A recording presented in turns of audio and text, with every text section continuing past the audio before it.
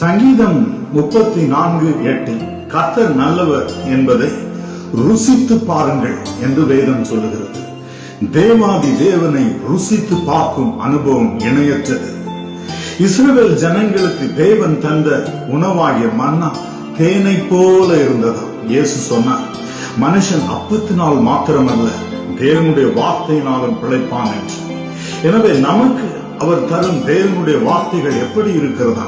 சங்கீதம் 19:10 படி அவது தேனிலும் தேன் கூட்டிலிருந்து ஒழுகும் தெளி தேனிலும் மதுரமுள்ளதாய் இருக்கிறதா.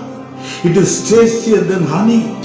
விண்ணுலகில் தேவனுடைய வார்த்தையை புசித்த யோவான் சொன்னான், ஐயோ என் வாய்க்கு தேனை போல மதுரமாய் இருந்தது என்று. இன்று உங்களுக்கும் தேவனுடைய வார்த்தைகள் தேனை போல மதுரமாய் இருந்து உங்களை பலப்படுத்தி உங்களை ஆசீர்வதிக்கிறது. உங்கள் இருதயம் கலங்காதிருப்பதாக.